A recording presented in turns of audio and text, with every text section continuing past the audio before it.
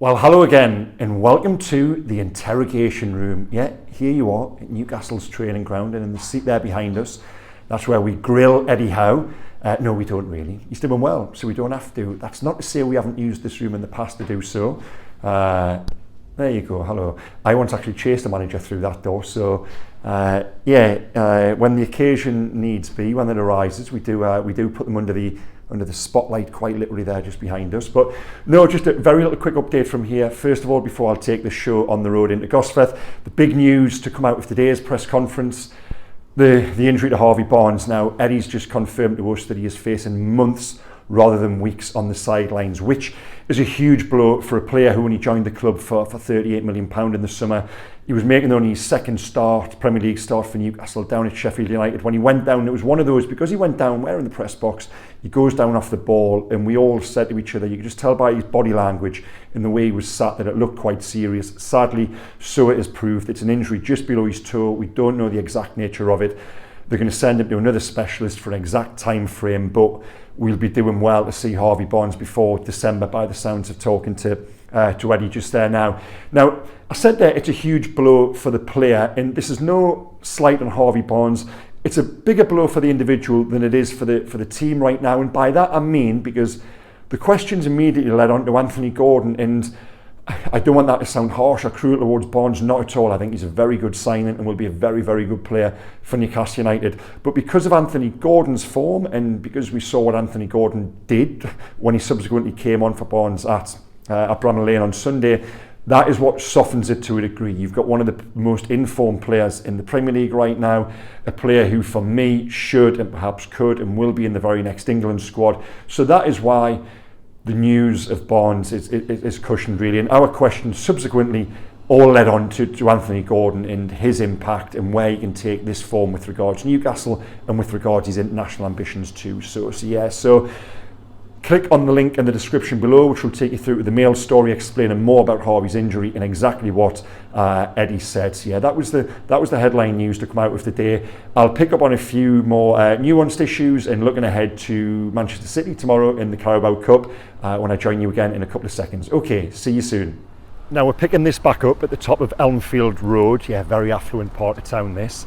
Home to at least 2 or 3 current Newcastle players. I won't name them, privacy and all that, but on occasion under some former managers I have seen them out and about here jogging. Yeah, it was as if they didn't train. Never. Anyway, I hope that little previous segment from the training ground didn't sound too harsh on Harvey Barnes. I didn't mean it to be, but the point I'm making is that, and we've spoken about this in recent videos, if Newcastle are well stocked in one position now, it probably is the left of that front three. We even explored the idea, and a lot of comments beneath one of the previous videos mentioned Alexander Isak going out left to accommodate Callum Wilson more often through the middle. Now, I don't think Eddie will do that because, and we've seen it now, they're on 3-game weeks every week almost, and rotating Isak and Wilson has worked in the past, and I think Eddie will hope that it continues to work. Pairing them together, I think, is more an in-game change where Isak will go out to the left wing, but nonetheless, it's an option there.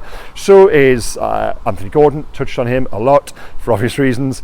Joe Linton, for me, towards the back end of last season, played his best football on the left of a front three. He was proven a threat in terms of goals and assists. Nonetheless, I think at the moment he's probably better served in the middle, where they're missing a little bit of physicality at times. We've spoken about that. And of course, Elliot Anderson, and this is the player I want to talk about now for a little bit. Elliot Anderson can go out there wide on the left, and Eddie was asked about Elliot this morning, and after Sunday's game down at Sheffield United, I did my merit marks and we spoke about man the match, and I put the community tab up there, and thank you so much for the responses. You know, over 1,500 votes, loads of comments. What a great forum this is for debate and interaction, and Elliot's name was mentioned a lot, and I thought, actually I've overlooked this boy. I have, and I watched Match of the Day 2 when I got back on Monday with one of my little boys. And Elliot Anderson was on the scene for everything good about Newcastle that day, and in fact, all of the goals I think he only assisted one of them directly, but he was always there on the scene, and he was a player I trumpeted and triumphed a lot in America in the summer. Elliot Anderson and Anthony Gordon were the two I said would take this season by storm. Sadly for me, Elliot didn't start the season. I thought he I hoped he would have done, just to maintain that momentum. Louis Miley was the other one out in the States who impressed. Might see him tomorrow night, by the way. But nonetheless, I understood more why he didn't start the campaign in the team.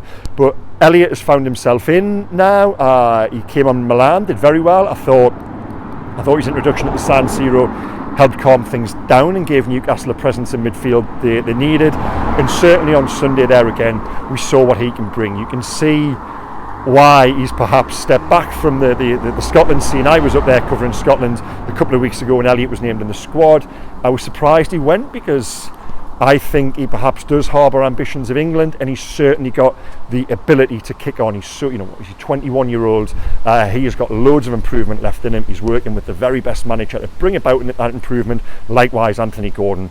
They, for me, will be and should be two future full England internationals. So I, like a lot of you guys, judging by those comments and the feedback, would like to see Elliot stay around the first team now, and I think we will. How can he not on the back of Sunday? Now, on Sunday, and this is a point a few of you guys made, and to give you a little insight, we're sat there at Bramall Lane right now, match reports for which you file on the whistle for the website. You then give them a little bit of time to rewrite it for the newspaper the following day, and I hope you take this the right way.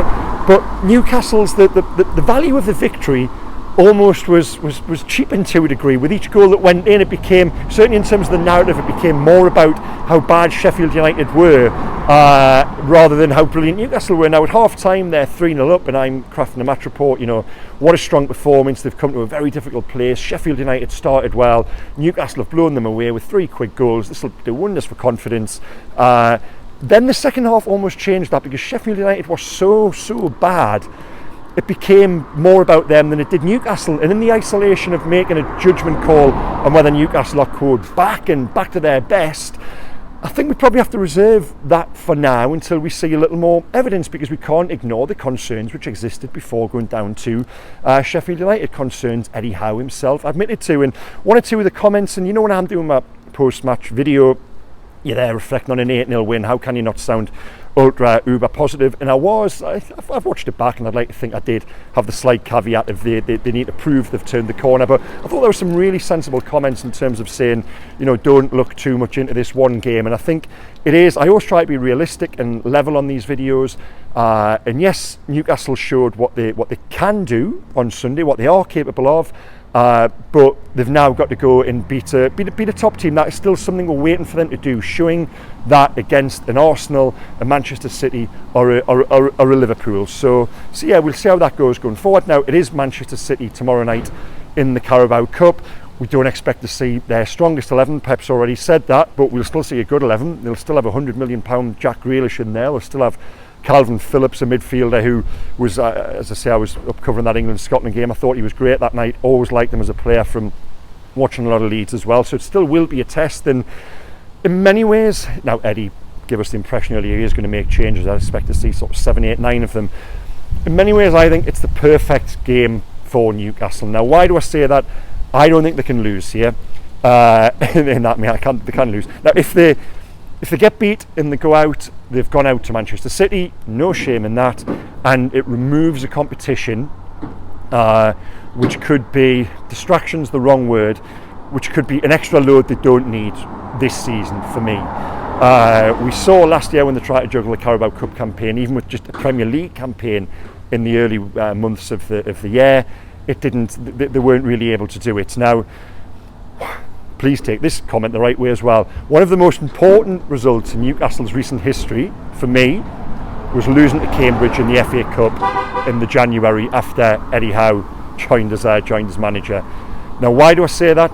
Because it removed the distraction. I will commit to that. It removed the distraction during the final 4 or 5 months of the season when Newcastle needed to avoid relegation to stay in the Premier League. That was the number one priority. And looking back, having those free weekends, they used one of them to go away on a bonding session after the Leeds game, of course. They, and not having the FA Cup there was so important, I felt, that season. And don't forget, the momentum they built in the second half as they survived relegation, climbed to mid-table, they then carried that into the last season, and they went and qualified for the Champions League. So, to go full circle, losing to Manchester City might not be the worst thing. On the other hand, if you go out and win, what does it do for you? Well, you've got the confidence and the momentum of beating the treble winners, and you've also eliminated Manchester City. So in many ways, by winning tomorrow and removing the favourites, it actually opens up a little bit in front of you, because there will be some of the big name teams, Premier League teams, go out of the competition this week. It always does happen. So yeah, that is the point I make. I don't think they can lose. Whatever happens, I think there is a spin or a perspective to be taken of it not being the worst thing in the world. But yeah, it's the start of another huge 3-match little trilogy for Newcastle. We've just come out of one, the Brentford win, the draw in Milan, and then going to Sheffield United and doing what they did. That was a brilliant week for Newcastle. They've now got another 3. City, Burnley at home on Saturday, and then Paris Saint-Germain in a week's time. And wow, what a prospect that is. And I don't know about you guys, and I'd be interested to get your thoughts below the line here. Now, I'm a journalist, so I want Kylian Mbappe to play next week, you know. I want to see the very best players at St James's Park. I want to be covering them. I think it adds to the story and the narrative for me. But I'd be interested to know, you guys, you know, where's your mindset at? Do you look at Mbappe's injury at the weekend and think, great, that's a chance for Newcastle to go and beat PSG?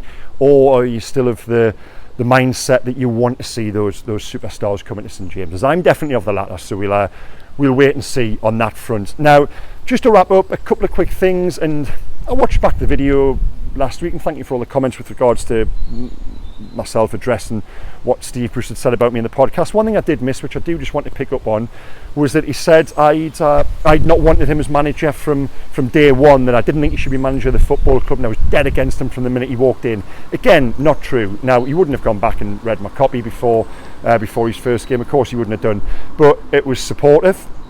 I met, and he won't mind me name checking him, I met with Michael Martin of True Faith, who met in the county there, down at the bottom of the road, 2 or 3 days before the first game of the season, and I'd met with a couple of the True Faith guys, because my desk in London wanted a flavour of where the club were at, Mike, Ashley, Steve Bruce, everything else, and I was really supportive. Michael was quite strong, and he said that he didn't think Steve Bruce should be manager for a lot of reasons, which since proven to be true, and I said no, give him a chance. The club's a little bit of a mess. I've worked with Steve down at Hull. I think he's okay. I think he'll do a decent job. I was wrong, but yeah, the point I want to make is I was never against him from the off. I was only my own narrative and opinion changed once I saw him managing the football club and everything else I heard and watched around that. So I just wanted to address that one last little point. But no, thank you again for watching that video, guys. You know, I say it all the time, don't I? But great feedback, great interaction. Please, again, hit like, hit subscribe.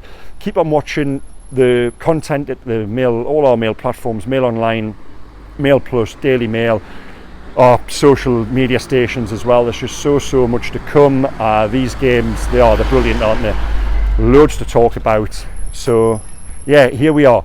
Thanks again, guys. I'll see you after the game tomorrow when we'll be reflecting on the Carabao Cup game against Man City. Okay, see you soon. Bye bye.